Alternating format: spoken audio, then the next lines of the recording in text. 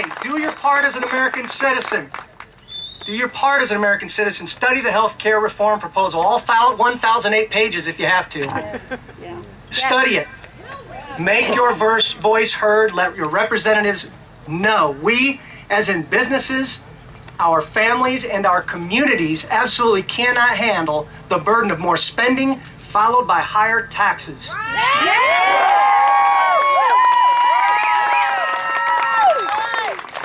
Finally, in closing, I'd like to challenge you all to think deeply on one last thing. One last issue that I believe trumps all other issues our nation faces today. And I actually am disappointed that that crowd over there has emptied, because I was really hoping they would hear some of this too. Not any more than you, but both need to hear this. Had to get back on the bus. Yeah, that's right. They left on the buses. Yeah. They're going back to Illinois and all those other places. South Chicago. Right. The issue is this: our responsibility to each other as American citizens. In 1796, our first president, George Washington, in his farewell address, warned us against political factions. His primary fear was that, quote, unprincipled men would be enabled to subvert power and usurp the reins of government, because animosity of one part or another would rule the day. In that same speech, he also stated, of all dispositions and habits which lead to political prosperity, religion and morality are indispensable supports.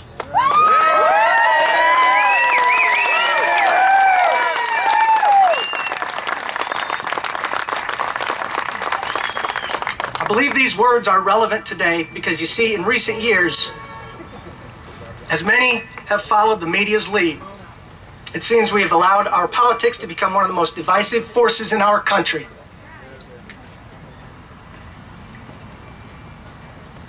And folks, until we all wake up and recognize this threat for what it is, we will continue to run the risk of destruction of the very worst kind, destruction from the inside out.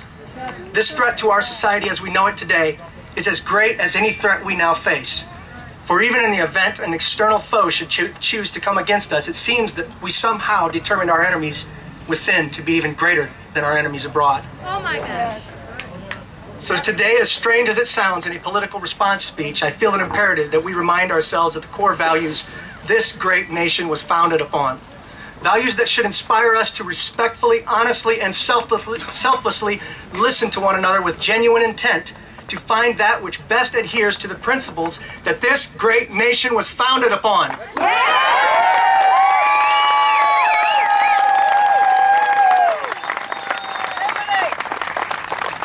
We as a people have pledged our allegiance to being one nation under God, indivisible, with liberty and justice for all.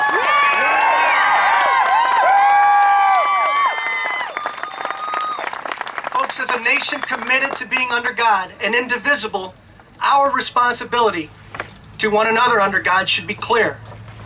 We are to love.